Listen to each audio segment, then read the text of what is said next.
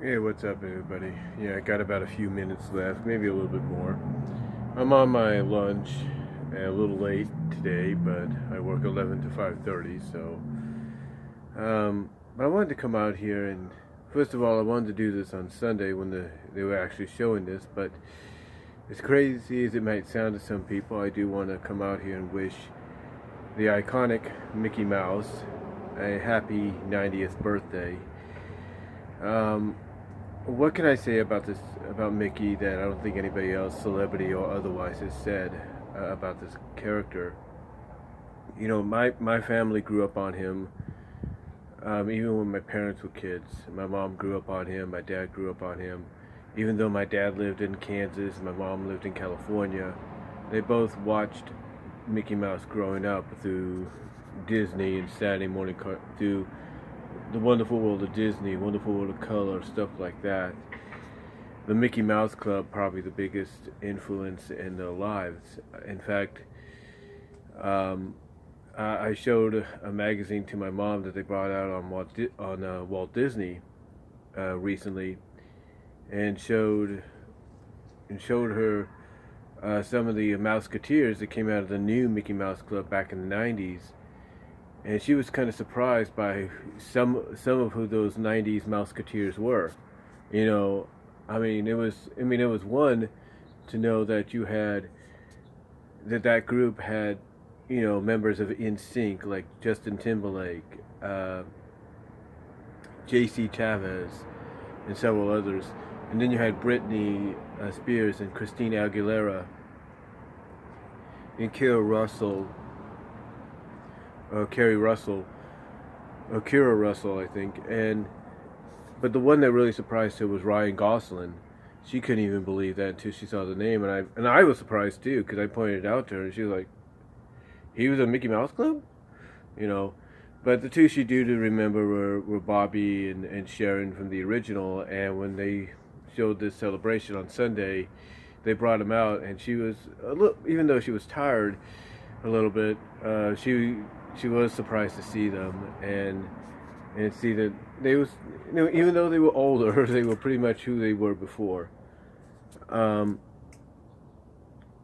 but yeah, like, you know, like I said, what can I say that nobody else has said about Mickey? Um, I, you know, it was, in fact, it was reruns of the original Mickey Mouse Club that really helped me out during the '80s and all that. That I got to really enjoy Disney, really enjoy who Mickey Mouse was.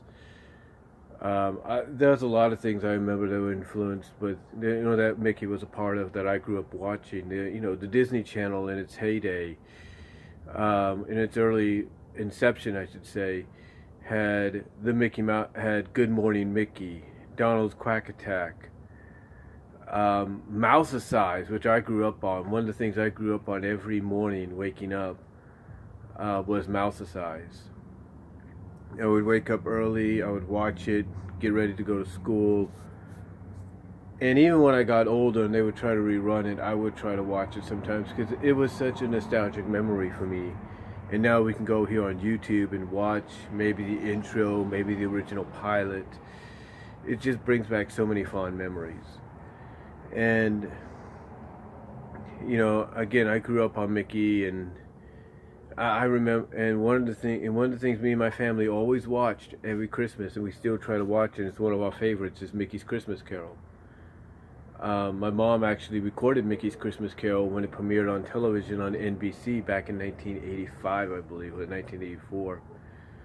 It premiered. It made its premiere on NBC, I think around '84 or something like that, '84, '85, and she recorded it. Actually, it wasn't '84, '85 because. There was commercials at the end of it for Fraggle Rock and everything, animated Fraggle Rock. So I'd say about 85, 86, 85, between 85 and 86. But again, she recorded it, and it was one of the things we always enjoyed watching every Christmas. Living in Kansas, I was still a Disney fan. I ended up getting several of the Mickey Mouse stuff movies that came out, like. You know, there was the Mickey's Once and Twice Upon a Christmas, which I ended up getting when I was out there. I think I got Twice Upon a Christmas when I was out here. I can't remember. I got to look at the year. But I did get those, and I remember being excited for Mickey, Donald, and Goofy's The Three Musketeers. I mean, the way it was advertised, even though it was just a little under 70 minutes, it was Mickey's first feature-length film, even though it was not a theatrical one. You know, the thing for me, being a fan, being someone that grew up on Mickey and enjoying what he's brought to the table, I remember when Prince and the Pauper came out, and I wanted to see it. And it was paired with The Rescuers Down Under, and I had to wait till it came out on VHS to watch it. So what my dad did is he actually rented out both The Rescuers Down Under and The Prince and the Pauper so we could see them. I remember watching for the first time, I think I saw bits of Runaway Brain, which I thought was pretty good. You know, just so much. I mean, there's just been so much that Mickey has brought to the table for us, for all of us, growing up for the past 90 years, generations after generations. In fact, one of my fondest memories happened not even that long ago, in 2012. 4.5 years after I moved back, my sisters and their family and their friends, and thanks to one of my sister's friends, was able to help me get into was able to help me go with them to Disneyland for the first time in my life. I mean, my sisters had been there numerous times, either with relatives of their own families, or with my mom tagging along, you know, as well. Even my dad was there with my mom on the honeymoon, but I'd never been there, and in 2012 was the first time I'd ever been there, and I enjoyed it. And one of the first things I had to do, along with my nephew and my niece and my great-nephew, was take a picture with Mickey. And we did, and I have that right here on my Facebook profile page, or my banner page, is a picture of me, my niece, my nephew, my great-nephew with Mickey Mouse. And I'll never forget that, And I'm always hoping to go back someday. I really am. You know, one of the things I like to do is go on YouTube and go on the Howard Johnson YouTube page and the live webcam feed of Disneyland. And sometimes I think that's right now the only closest I'm going to get to going back, but I think eventually, possibly more than likely next year, that possibility is going to become a reality.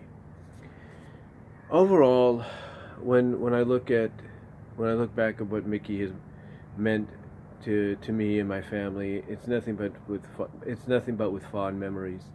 Like I said, when I went to Disneyland, one of the first things I wanted to do was buy some ears, Mickey Mouse ears and Minnie Mouse ears, the Minnie Mouse ears for my mom, and then I bought a glass cup with Mickey with an image of Mickey from the Sorcerer's Apprentice on there.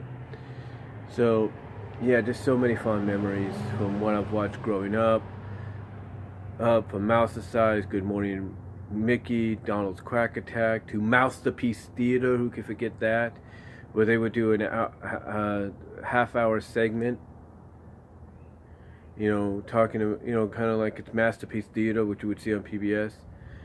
Just so many fond memories, and I can't thank Mickey Mouse and Disney enough for providing those memories for me. So in closing, once again, I want to say happy 90th birthday, Mickey.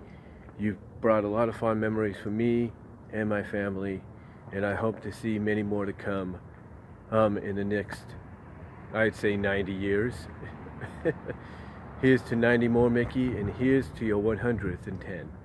Happy birthday, Mickey, and thank you all for fond memories.